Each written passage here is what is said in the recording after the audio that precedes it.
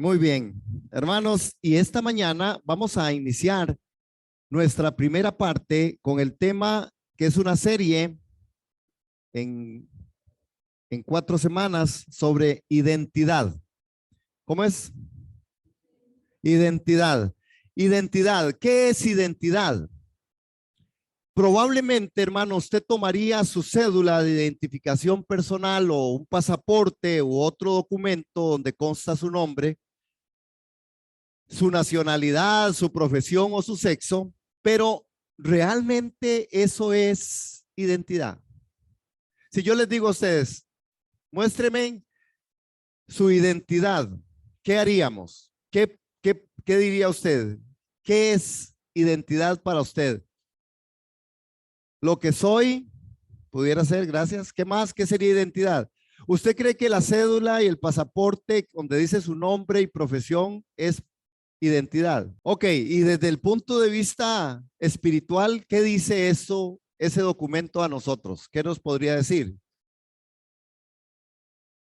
Pensemos en identidad. Es que hay un tema de identidad que nosotros necesitamos, por lo menos este primer domingo lo vamos a hacer en una generalidad, pero es muy importante, hermanos, porque usted se ha preguntado alguna vez quién es usted, pero agregado a eso, yo hago lo que la palabra de Dios dice que yo haga. Lo que pasa es que esa parte casi nadie se la aprende. Yo camino como la palabra de Dios dice que yo camino. Amén. Pero ¿quién soy yo? Y este gran tema es un gran tema bíblico, es un gran tema profundo en la palabra y que queremos descubrirlo. ¿Por qué? Hermanos, porque siempre que la palabra de Dios resalta y nos trae un tema, no es un tema por un tema. Aquí el tema no es el tema. En consejería yo he aprendido, y así lo he enseñado cuando tengo oportunidad, en consejería el problema nunca es el problema. Necesitamos ver las raíces, ver qué realmente es. Identidad realmente desde la perspectiva de Dios tiene que ver con un montón de cosas que necesitamos aprenderlas, no solo por aprenderlas, algunas de estas nosotros inclusive las decimos, algunas de estas inclusive las recitamos y las conocemos, pero la pregunta entonces es, ¿usted se ha preguntado quién soy? ¿Cuál es mi verdadera identidad? Usted sabe, hermano, que su identidad define su propósito. Aquí lo voy a poner. Identidad define tu propósito en la vida. Hay personas que caminan por la vida y no saben quiénes son porque hay una crisis de identidad. Y el mundo está en una crisis de identidad. El ser humano está en una crisis de identidad. La iglesia podría estar en una crisis de identidad. Y es tan así, hermanos, que nosotros al compartir, y usted comparte con personas de otro lugar, de otra iglesia, y usted dice que es que sí, que todas las iglesias son diferentes. Y eso pudiera ser una verdad. Sin embargo, los cristianos en la identidad tenemos que entender que tenemos cosas que son concretas, tangibles, reales, como principios que a veces nosotros no logramos colocar. Y hoy vamos a estar descubriendo esto. ¿Qué dice ahí? Al leer tres, al contar 3, 1, 2, 3, identidad define tu propósito en la vida. Pero por eso es importante entender qué es identidad. Ahora, identidad está resumida de esta manera. Identidad es capacidad de sentirse y aceptarse como uno es. Ya solo ahí hay un problema. Capacidad de sentirse y aceptarse como uno es. Es la base de la conciencia que se dice a sí misma. Yo soy yo y no soy otro. Y a alguien le podría parecer, sí, sí, claro, lógico, lógico. Sí, yo soy yo. Pero esto, hermanos, tiene una relevancia y mucho significado a la luz de las escrituras, que es lo que queremos descubrir en toda esta serie. Porque nosotros debemos de empezar a entender como hijos de Dios, como creyentes en este tiempo en donde el mundo está al final del tiempo, en donde el enemigo está atacando de una forma más fuerte. Hoy con dolor en mi corazón sabía de una noticia, hermano, es doloroso ver. Habla de una mujer de 14 años y una de 17 años que fueron encontradas en una casa y le arrancaron la cabeza a una muchacha de 15 años. Y uno dice, ¿será? No, eso es la película de las 7 del domingo, digamos. No, hermanos, es una verdad. 14 años, 17 años. Hermanos, ¿verdad que sí es doloroso? A mí me duele. Y son cosas que nosotros vemos y a veces el mundo y a veces la misma iglesia y nosotros estamos tomando eso y ya lo subimos. De decir, eso es lo que pasa. Eso es lo que está pasando en todo lado. Hermanos, es de que nosotros doblemos nuestras rodillas. Por eso la identidad es tan importante, hermanos. Capacidad de sentirse y aceptarse como uno es. Es la base de la conciencia que se dice a sí misma, yo soy yo y no soy otro. A veces nosotros actuamos como otro y no como lo que nosotros somos. Se ha sentido usted en una encrucijada cuando le preguntan algo y usted dice, ¿qué torta? Si digo que sí, mejor voy a decir que no. Y usted podría decir, no, yo soy yo y no soy otro, pero ahí está haciendo otro. Cuando usted y yo mentimos es que estamos siendo otro, porque en nosotros habita la verdad y en él no hay mentira. Y si yo estoy en él, yo no pudiera andar mintiendo. ¿Cuántos dicen amén a eso? Ah, no, yo quería un súper, muy bien, un súper amén. Pero ¿verdad que así funcionamos? Porque ahí falta identidad. Ahora, sigamos adelante con esto, porque es muy interesante, hermanos. Hay una identidad legal bíblica. Y vamos a ir a Efesios capítulo 2, verso 6 y Colosenses capítulo 3, verso 3. En primer lugar, nosotros debemos saber cómo nos ve Dios, hermanos. ¿Cómo nos ve Dios? Hay uno de los pasajes más ricos sobre identidad en la Biblia se encuentra en Efesios, en el capítulo 1, en el verso 3 al 14. Y este pasaje, Pablo se dirige a la iglesia en Éfeso explicando la nueva identidad dada a una persona cuando está en Cristo. Todo esto vamos a ir viéndolo nosotros en el tiempo. Ahora quiero que vayamos a Efesios 2:6 para que vean qué dice este texto. Efesios capítulo 2, verso 6.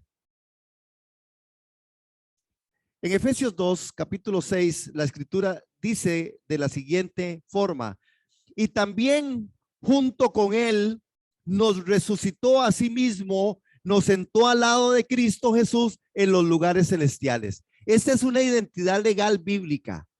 Entonces, a partir de este momento, usted y yo, cuando hablamos de identidad, necesitamos saber dónde estamos. Según este texto, ¿dónde está usted?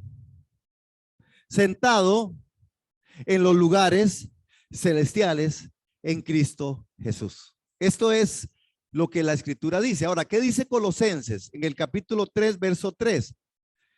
Y como les digo, hermanos, y les estoy recordando y les voy a seguir recordando durante este tiempo, esta es la parte introductoria. Voy a hablar de muchas generalidades. Luego, en otras sesiones, vamos a estar hablando específicamente de algún tema o de los temas que realmente nos compete a nosotros para poder lograr la identidad. Como por ejemplo, vamos a hablar de los 39. ¿Cuántos? 39 imperativos que aparecen solo en el libro de Efesios. Yo me he quedado impresionado y he sido muy ministrado. 39 imperativos habla el libro de Efesios, la carta a los Efesios, solamente 39 imperativos que nos ayudarán a nosotros a buscar el camino de nuestra identidad. Cómo el Espíritu Santo de Dios en su misericordia y en su favor hace que se ponga 39 imperativos. ¿Sabemos qué es un imperativo? Yo tuve que aprender. 39 imperativos para lograr entender el camino a la identidad. Y eso vamos a desarrollarlo en otro tiempo, en otro domingo. Por eso hoy hablamos de generalidades. Ahora, ¿cómo nos ve Dios? ¿Y cuáles son los obstáculos? Dios nos ve sentados en lugares celestiales. ¿Y qué dice Colosenses en el capítulo 3, verso 3? Dice lo siguiente.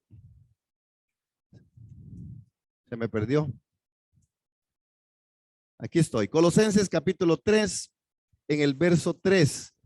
Dice de la siguiente forma, porque ustedes, estamos ahí en Colosenses 3, vamos ahí con la Biblia, hermano amado, porque ustedes ya han muerto y su vida está escondida con Cristo en Dios.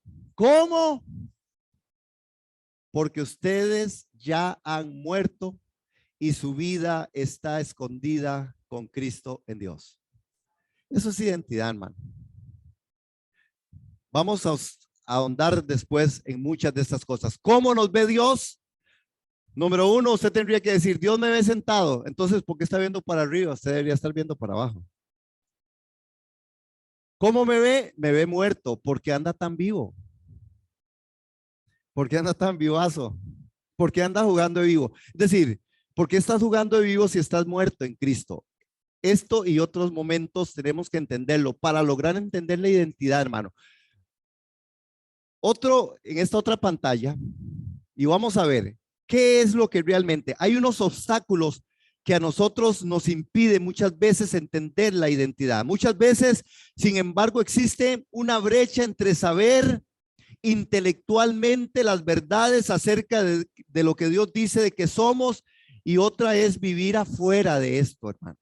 Una cosa es que yo sepa que Dios dice que estoy sentado en lugares celestiales y otra cosa es cuando yo ando revolcándome en el mundo por un montón de lados teniendo que estar sentado allá arriba. Una cosa es que yo ande en la parte intelectual diciendo y en la parte legal diciendo, sí, el Señor me ve como muerto, pero vivo para Dios, y que yo ande jugando de vivo y muerto para Dios. En la parte de la forma en la que yo expreso es donde yo realmente entiendo qué es la identidad. Recuerden, hermanos, identidad define tu propósito de vida. Define tu propósito de vida. Para poder vivir, hermanos, en plenitud de nuestra nueva identidad en Cristo, debemos determinar lo que está dificultando este modo que varía de persona a persona. Por eso la iglesia es el cuerpo de Cristo, donde Cristo es la cabeza, muchos miembros y no todos somos iguales, ¿verdad? Pero Él nos dio una identidad para que nosotros logremos entender que ese es el camino por el cual yo me proyecto en mi vida. Y aunque tenemos diferencias en muchas áreas, en muchos momentos, Él sí quiere que nosotros seamos gente que vivamos identificados con Él. Ahora, ¿cómo es que Dios me ve? ¿Quién soy yo delante de Dios? Bueno, soy un hijo conocido por Dios. La pregunta aquí es, hermano, si usted realmente sabe que Dios lo conoce. ¿Usted está seguro que Dios lo conoce a usted? ¿O usted es tan difícil de conocer que ni Dios lo conoce? Es que hay personas que son muy difíciles de conocer. ¿Verdad que sí? Porque se entra en engaños, se entra en... Usted dice, de verdad, mira, no, hombre, sí, vea, va a la iglesia, es más, va a la iglesia, habla como uno de esos, pero muchas veces en su caminar las cosas empiezan a ser diferentes. Y uno dice, pero entonces, ¿será o no será? No, soy un hijo conocido por Dios. Aquí tenemos que entenderlo nosotros, hermanos. Ese es el reto. Usted tiene que preguntarse, yo también, ¿me conoce Dios a mí? ¿Me conoce Dios a mí? Es que uno pudiera decir semánticamente, claro, Dios todo lo conoce, Dios todo lo sabe, y yo les voy a contradecir eso. Desde el vientre de mi madre, dice que fui fundado, Él me tomó y ta. ¿Verdad? Eso es verdad. Pero déjenme plantearles algo que espero no sea confusión, solo plantearles algo que pudiera ayudarnos. Nosotros decimos, claro, Dios sí me conoce, pero la escritura dice también, por otro lado, aparte de que Él me hizo, sus ojos vieron mi embrión, ¿verdad? Cuando fui formado en el vientre de mi santa madre, ¿verdad? Mi mamá sí era enojada. Es que estoy acordado, mira, a mí sí me pegó mi mamá. Bueno, está perdonada. Ah, por buena gente. Y yo decía, qué extraño, Señor, yo tan bueno, el único bueno de 12 y vea cómo me zampan. Ok, pero vea cómo dice la escritura, vea cómo dice mi esposa. Vea lo que dice la escritura. La escritura dice que nosotros necesitamos ser conocidos por Dios. ¿Cuándo? Por eso dice que es en Cristo Jesús cuando nosotros seremos conocidos delante de Él, que Él no conoce a nadie más que al Hijo. Amén. Entonces, ¿somos conocidos por Dios? Yo tendría que decir, soy conocido por Dios si tengo intimidad de relación íntima con Jesús. Si tengo relación íntima con Jesús, el Padre sí me conoce. Si no, yo sigo siendo solo alguien que dije, yo confesé a Jesús, yo vengo a la iglesia y soy cristiano. No, ¿lo conoce Dios a usted? Romanos capítulo 8, verso 29, que ahí está anotadito. Eso es lo que dice con respecto a que realmente nosotros somos conocidos por Dios. Porque a los que antes conoció, también los predestinó para que sean hechos conforme a la imagen de su Hijo, para que él sea el primogénito entre muchos hermanos. Y Jesús por allá, ese es un tema que vamos a tocar en identidad. Jesús dice, ustedes son mis hermanillos, ustedes son mis hermanillas. En Hebreos dice, es que ustedes son mis hermanos. Usted sabe, hermano, qué nivel. Eso es un nivel enorme. No sé si el cristianismo y la iglesia de Jesús en este tiempo camina en esa identidad. Bueno, sigo con mi generalidad. Lo segundo es, soy un hijo escogido por Dios.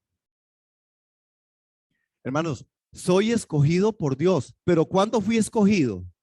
Solo para ponerle en su mente, en su corazón, hermano, en el nombre de Jesús y que esto te ministre.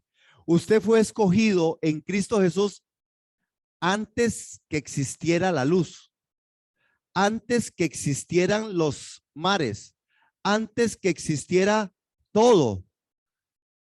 Yo todavía no lo capto, ¿ah? Yo lo digo y le digo, Señor, revélamelo. Pero yo soy escogido por Dios desde antes de la fundación del mundo. Ah, no, hermano, esto es demasiado.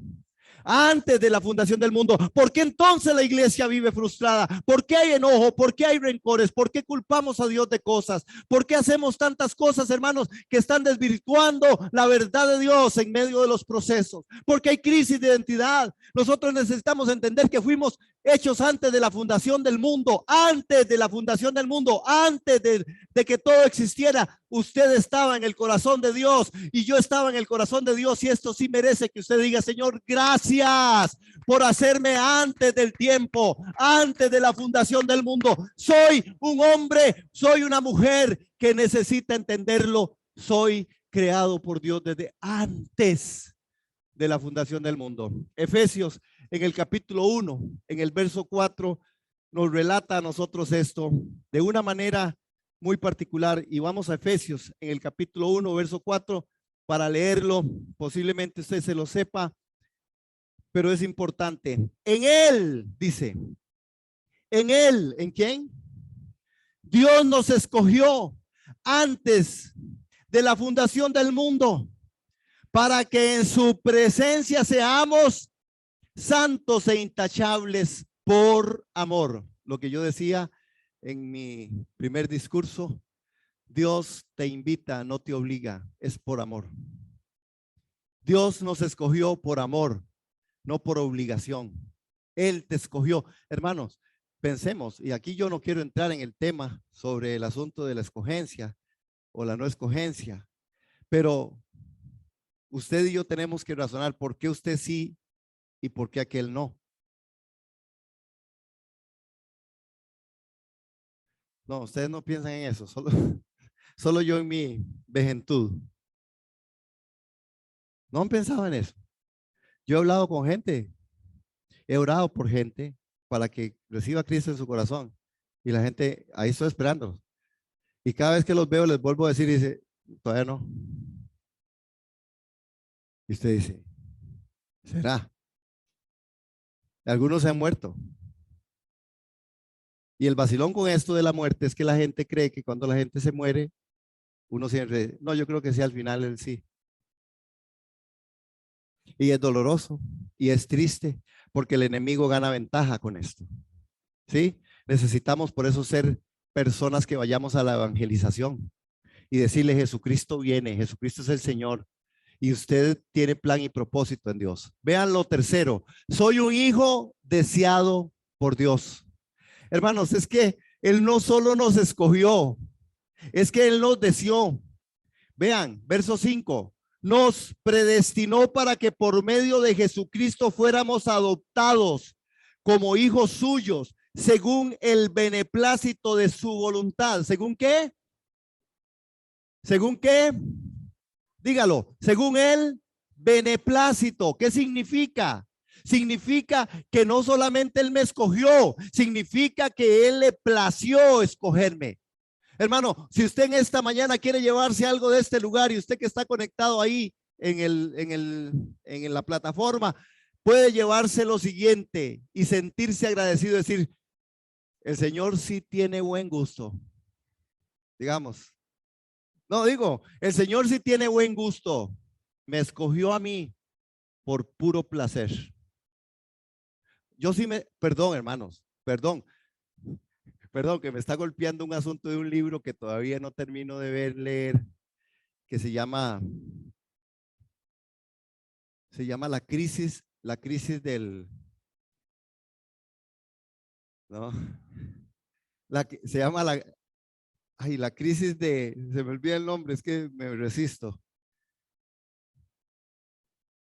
Cuando la persona se cree mucho y así. Hay una palabra técnica para eso, hermanos, ayúdenme. No les conté. Cuando una persona se cree mucho, que muy libre, eso tiene una forma. La crisis del narcisismo se llama. No se los recomiendo. El libro tampoco, porque de todas formas no es escrito por cristianos. Yo solamente consulto por un aspecto de un estudio y cosas que yo tengo que estudiar así, hermano, porque yo fui tan buena gente en mi vida que desperdicié todo. Pero el Señor ha tenido misericordia de mí. Entonces, la crisis de él, ¿verdad? Y entonces, pero usted si quiere llevarse en esta mañana algo, usted puede decir, vea, Dios me escogió a mí y tuvo qué buen gusto el de Dios. Usted podría decirlo. Con respecto a Dios, al sí. Es decir, con respecto al gusto de Dios para escoger. No, para que no se sientan muchos comprometidos. El gusto de Dios. ¿Qué gusto tiene Dios? Al escogerme a mí, hermanos, es un privilegio que tendría que sucumbir nosotros y mandarnos de rodillas y mandarnos a llorar delante de su presencia y decir, Señor, qué bueno eres. Podrías haber escogido a cualquiera, te hubieras complacido en escoger a quien sea y me escogiste a mí por misericordia y por gracia y tu favor por siempre. Amén, amén y amén, hermanos. Este es el privilegio de ser cristianos. Esto es identidad. Pero a veces andamos en comportamientos inadecuados y no nos importa nada. Le mentimos descaradamente a Dios en su cara. Le prometemos cosas y no se las cumplimos descaradamente. Si lo hacemos con un hermano, se lo hacemos también a él. Hacemos cosas inadecuadas, caminamos en un testimonio que no es el testimonio de Jesús. Damos nuestro tiempo a lo que amamos en vez de dar tiempo al Dios de la creación que me escogió en Cristo Jesús y que tuvo muy buen gusto en escogerme. Amén. ¿Cuántos decimos amén? Amén. Hermanos, sigamos con este gran momento. Pérdida de identidad. Hay un texto y quiero que vayamos a Jeremías, capítulo 15. Después vamos a desarrollar todo esto, hermanos. Soy solamente como un abrebocas, una generalidad con respecto a esto. Después vamos a ir desarrollando algunos puntos que son los que nosotros necesitamos trazar para volver a esta identidad que es en Cristo Jesús. Pérdida de identidad. En capítulo 15, verso 19, en la segunda parte de Jeremías, vean lo que dice el profeta.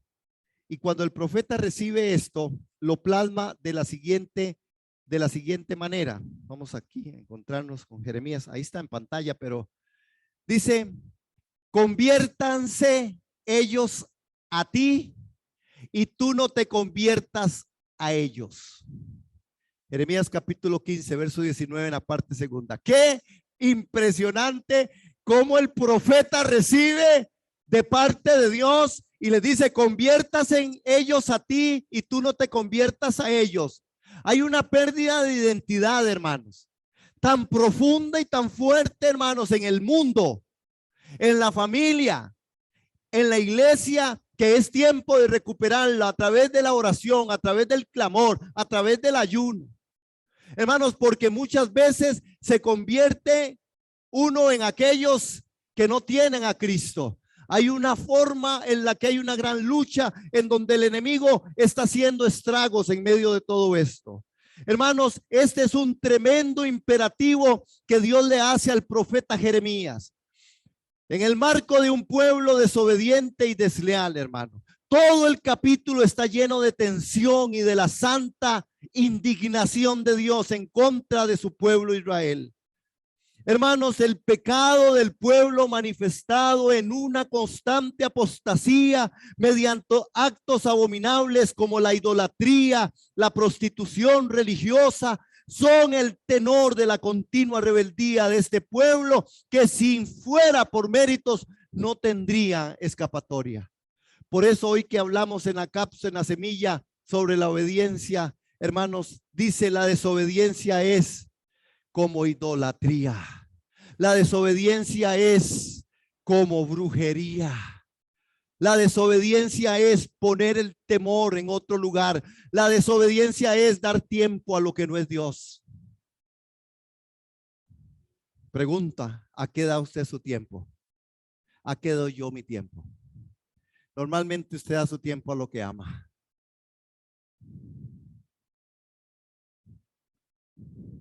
Dolió, ¿verdad? Algo, parece que algo dolió por ahí. ¿Qué pasó? Yo oí como un quejidillo.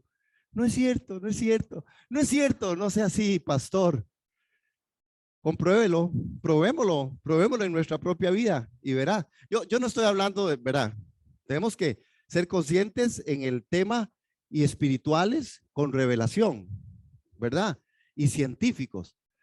Sí, porque sí, usted trabaja 8 horas y algunos hasta 9, pero ese es parte de su asunto. Eso es un asunto de más bien ser fiel a Dios en su trabajo,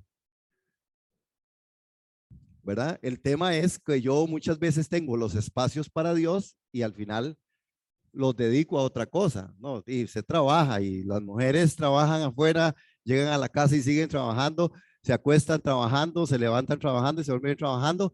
Y pues los hombres también trabajan mucho, pero a veces los hombres no hacemos tanto más que, ¿verdad? Más o menos creo que no se ha desactualizado el libro, mamá amasa la masa, ¿verdad? Y mamá plancha y papá lee el periódico. Pero necesitamos los hombres reivindicarnos, los que tenemos identidad en Cristo, y saber que nosotros somos parte de la familia, colaborar y ser de verdad hombres. Y vamos a ver eso es otro tema de identidad: real sacerdocio, linaje escogido. Amén. Aleluya. Esto va a estar bueno. Yo estoy muy ministrado en esto. Hermanos, no obstante, Dios promete restauración y redención para Israel sobre la base de su propio juramento. El texto base: conviértase en ellos a ti, tú no te conviertas a ellos, ¿verdad? El propósito es que quede grabado en nuestro corazón, en nuestra mente, sobre todo en estos días difíciles y peligrosos. Satanás y sus huestes de maldad operan en este escenario, hermano. Normalmente nos estamos convirtiendo más al mundo. La iglesia a veces se parece más al mundo y a veces pareciera como que hay una lucha. Por eso el gran remanente de Dios, Él lo seguirá sosteniendo. Aquellos que quieran pagar el precio, tomar la cruz y seguirle todos los días. Hermanos, pero el mundo aborrece cada día más a Dios. Está empecinado por convertir y robar identidad de cada individuo. Y no solo eso, hermanos, robar identidad de instituciones, de la nación y por supuesto de la iglesia. Tenemos que tener cuidado, hermano. Se hizo el Foro Nacional. ¿Se acuerda que el domingo pasado les comenté sobre la adolescencia y la niñez en la educación? Estuvo tremendo. Estuvo la señora ministra, estuvieron algunos magistrados, estuvo gente de gobierno, diputados, y la discusión era amplísima con respecto que nuestros hijos debemos educarlos nosotros y que no queremos, hermanos, que la identidad de nuestro país a través de la educación esté siendo llevada por vientos de toda doctrina, ¿verdad? Y entonces en eso estamos como iglesia luchando y diciendo, Señor, de verdad, necesitamos que nuestros hijos sean educados en el contexto de un país que es un país libre, soberano, que es un país bello, que es un país libre. Sin embargo, hermanos, nos están queriendo meter 10 con hueco. Y esto no viene de aquí, nace de otro mundo, nace de otras cosas. ¿Por qué? Porque Satanás sí está empecinado en robarnos nuestra identidad. Tanto así, hermanos, tanto así, que al final, hermanos, en nuestros mismos programas de educación están contemplando y poniendo cosas que no son ni de nuestra idiosincrasia. Y uno dice, ¿qué? ¿De dónde salió eso? Sí, hermanos, el enemigo anda como león rugiente buscando a quien devorar. Y nosotros no podemos como iglesia dejar de lado esto. Pérdida de identidad. Veamos otra pantalla. Y en esta otra pantalla, si me pasa, y si no me pasa, me la pasa. Gracias. Vamos a ver, hermanos, algo que es impresionante con respecto a identidad e inmortalidad. Mientras llega eso, vamos a Eclesiastés 3:11. Yo quiero que usted y yo hoy captemos esto, hermanos. Esta diferencia entre lo que es la parte de la inmortalidad y de lo que es la identidad e inmortalidad. Eclesiastés en el capítulo 3 y en el verso 11. Llegamos ahí a Eclesiastés. Vean qué tremenda declaración.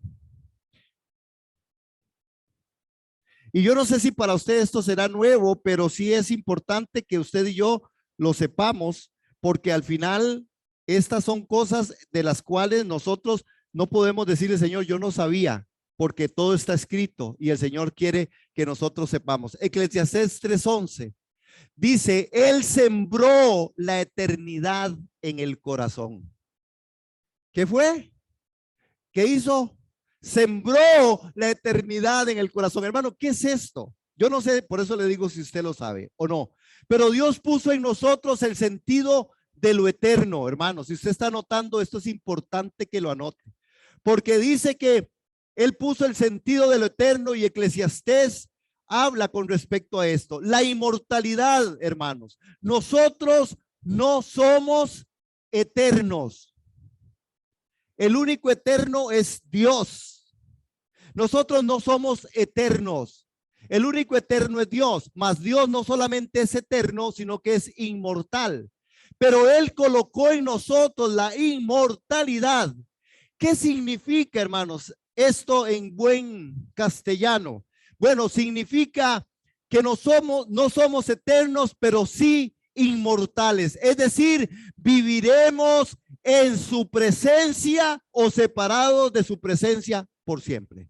No es exterminio, no es cierto que cuando el hombre o la mujer mueren, extermina y termina el tiempo ahí. No, Él colocó inmortalidad. Si usted y yo como hijos de Dios iremos a su presencia, somos inmortales, viviremos con el eterno inmortalmente y no se acaba, hermanos. No es que nosotros, ¡pum! Y el que no va a ir a la eternidad, sino al fuego eterno, será también inmortal y vivirá por siempre separado de Dios, que se conoce como la muerte, muerte porque Dios es vida, pero vive en presencia del angustiador. Entonces no sé qué quiere, ¿para dónde quiere coger? La gente piensa, no, pues me muero y aquí terminó. No, hermanos, y esto es importante doctrinal y teológicamente, hermanos, que usted y yo sepamos esto, hermanos. No somos eternos, pero sí inmortales. Es decir, viviremos en su presencia o separados de su presencia. Identidad e inmortalidad para el creyente. Es decir, cerca de Dios. Hermanos, no hay aniquilación del ser humano. El subconsciente del ser humano está ahí. Dios en su imagen y semejanza puso inmortalidad. Yo no sé si usted sabía, pero usted es inmortal. No es eterno, pero es inmortal. Lo que usted esté haciendo hoy aquí, lo que usted esté haciendo en su vida de caminar cristiano como hijo de Dios, va a repercutir al tiempo final, porque Dios tendrá un juicio justo al final y dirá: a los de derecha vengan, mis amados, y a los de la izquierda vayan para allá, y la inmortalidad los perseguirá. Y dice que entonces donde el gusano come y de la polilla corroe, hermanos, en donde la eternidad y la inmortalidad se juntan, y entonces sabremos que no estamos exentos, hermanos. Hay gente que no le asusta nada de ninguna de esas cosas. ¿A quién pues yo voy para el infierno? Sí, pero es por siempre. Y cuando usted dice voy para el cielo, es por siempre. Somos inmortales. Amén. Hermanos, hoy yo con esto he descubierto tantas cosas. El gusto de Dios al escogerme. Al inmortal. Es que yo tenía otro precepto o pensamiento, pero Dios ha venido, hermanos. La identidad tiene que ver con un conjunto de rasgos y características definidas, absolutas, de cada individuo posee, hermanos. Nosotros tenemos en la identidad del ADN o un sello personal que es intransferible. Nadie se parece a usted en su ADN. Nadie. Usted es único, exclusivo e irrepetible, porque Dios no le gustan el copy page. No le gustan las fotocopias. Le gusta la individualidad. Mío eres tú, mía eres tú, mía eres tú. Te he llamado por tu nombre, te escogí antes de la fundación del tiempo. Hermanos, esto es hermoso. Eso es hermoso. Esto es hermoso. Y yo no lo entiendo, pero es hermoso. Es precioso. Por esta razón, hermanos, tenemos que tener nosotros mucha oración, hermanos. ¿Por qué, hermanos? Porque observamos que en la actualidad ya se está imprimiendo en las mentes de los niños una diabólica doctrina que se llama la pérdida de identidad mediante la supuesta conversión de género. Hermanos, y es doloroso. Y este mes están celebrando por ahí algunos, ¿verdad? Las banderas de colores. Y al final, hermanos, nosotros necesitamos entender que esto es el ataque del enemigo abiertamente, con complicidad de muchas cosas, país, de muchas cosas, de gente que pudieran frenar lo que no van a frenar porque no quieren, porque quizás permanecen y pertenecen a esto. Hay un asunto de la conversión del género. Es la dictadura del pensamiento que ahora se enseña abiertamente diciendo que un hombre puede nacer en un cuerpo de mujer o viceversa. Por lo tanto, a tal debe tener el derecho de cambiar su sexo o identidad de género. Y esto es lo que se promulga. De ahí que tenemos que dar una lucha incansable como iglesia, ser sal y luz en el nombre de Jesús, defender nuestros derechos en el nombre de Jesús, defender a nuestros niños y a nuestras niñas, defender la educación, que sea una educación que vaya compuesta, hermanos, por los principios y valores del reino de Dios. Esto nos corresponde a nosotros como iglesia. Voy a ir cerrando en esta hora esto. Pérdida de identidad, hermanos. Y esto tal vez no lo vamos a ver. Pero Romanos capítulo 1, verso 26, 27. En Romanos capítulo 1, verso 26, 27 dice lo siguiente. Por esto, Dios los entregó a pasiones vergonzosas, pues aún sus mujeres cambiaron el uso natural por el que es contra naturaleza, y de igual modo también los hombres, dejando el uso natural de la mujer, se encendieron en su lascivia unos a otros, cometiendo hechos vergonzosos, hombres con hombres, recibiendo en sí mismos retribución debida a su extravío. Después vamos a ver estos otros textos mucho más adelante. Hay una pérdida de identidad en la familia, hay una pérdida de identidad en el individuo, hay una pérdida de identidad en la iglesia. Segunda de Timoteo 3 dice que también debes saber esto. En los postreros días vendrán tiempos peligrosos, mas los malos hombres y los engañadores irán de mal en peor, engañando y siendo engañados. Esta es una de las verdades absolutas que usted puede ver en su vida y en el día a día del país. Y Colosenses por allá también nos habla con respecto a esto, hermanos, que está aconteciendo y que es algo peligroso. Dice, casadas, estén sujetas a vuestros maridos como conviene en el Señor. Maridos, amad a vuestras mujeres y no seáis ásperos con ellas. Hijos, obedeced a vuestros padres. Amén, amén, todas las mamás, porque los chiquitos no los oí, pero bueno. No seáis hijos, obedeced a vuestros padres en todo, porque esto agrada al Señor. Padres, no exasperéis a vuestros hijos para que no se desalienten. Y los hijos dicen, qué bárbaros, qué bárbaros. Es que vio, aleluya. Hermanos, la pérdida de identidad. Y es, como digo, vamos después a verlo. De la forma individual, la vamos a ver colocada en esos textos. En la forma, hermanos, familiar, hay una pérdida de identidad. Y también en la iglesia hay una pérdida de identidad. Ahora, permítame solo terminar con esto esta mañana y dejar todo esto así como, ¿dónde es que se pierde la identidad?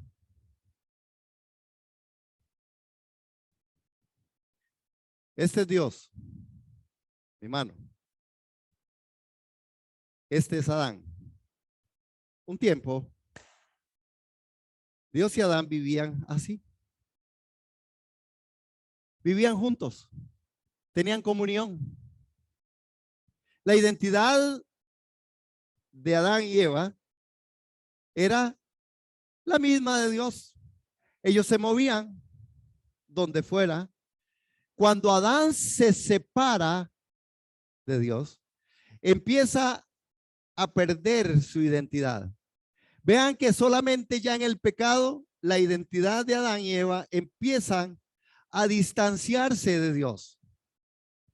Ya se esconden de Dios porque le tienen miedo, después de que vivían siendo uña y carne. Ya se esconden y tratan de mentir, tratan de engañar al que diseñó la identidad y al que es Dios sobre todas las cosas. Y empieza el hombre, hermanos, y hasta el día de hoy, tanto el hombre, la familia, la iglesia, está buscando en otros factores el asunto de la identidad. Vamos a hablar un poco sobre el tema con respecto a la parte de redes sociales, para que vea cómo se está cautivando la identidad.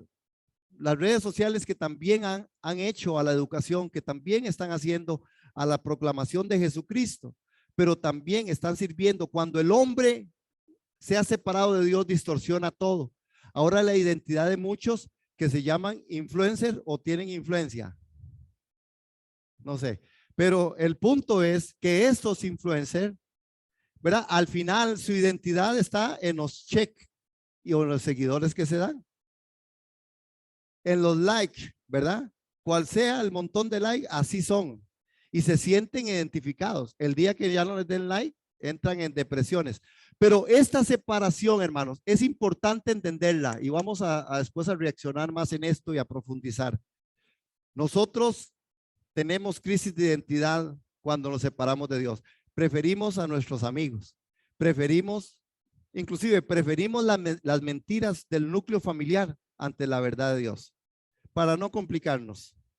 Entonces, vivimos en todo un asunto familiar y eso lo vamos a ver. Vivimos en un asunto familiar, hermanos, donde la situación es adversa, es difícil, donde la situación es incómoda, donde hay división, donde hay criterios diferenciados.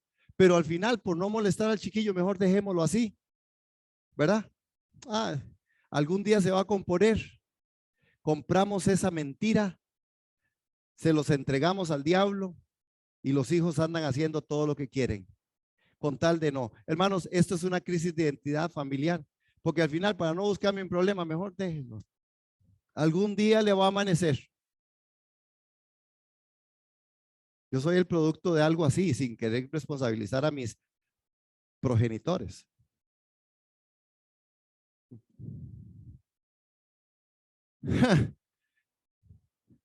Me amaneció por gracia, por misericordia, que está ahí para todos, pero no es verdad para muchos. Yo le puedo hablar de gente que andaba conmigo que se murió en su pecado y delito y está en el infierno. Desde allá mandan saludos, hermanos. Pero bueno, seguimos en esto. Vamos a poner en pie para decirle al Señor que gracias, Señor. Gracias. Vamos a seguir con este tema. ¿Cuánto nos ha gustado? Yo no estoy aquí promocionando el tema, el principio que estamos viendo. Amén. Amén. Padre, en el nombre de Jesús de Nazaret, en esta tarde, esta mañana, queremos darte gracias. La oportunidad que nos das de compartir este tiempo, este espacio. Señor, que volvamos nosotros a poder ver la identidad, que recobremos la identidad que es en Cristo Jesús, que aprendamos, Señor, de forma dinámica y clara que tenemos una responsabilidad más allá, Señor, que es abrazar tu verdad y no venderla. Ayúdanos en esto, Señor, y este primer momento, esta primera parte de generalidades, Señor, las dejamos delante de tu presencia para que tú vengas por tu Espíritu Santo y nos ministres, edificando, exhortando y consolando a la iglesia que es tu iglesia, Señor. Gracias por esta iglesia, gracias por esta comunidad de fe, gracias por los hermanos que con gentileza y amor se congregan aquí, oran por esta comunidad de fe, oran por este ministerio, dan a este ministerio. Señor, gracias, bendíceles con toda bendición espiritual y nosotros dejamos el tema de la identidad delante de tu presencia para que venga revelación a nuestro corazón y caminemos de frente a una madurez espiritual. En el nombre del Padre, del Hijo, del Espíritu Santo. Amén y amén, hermanos. Amén, hermanos.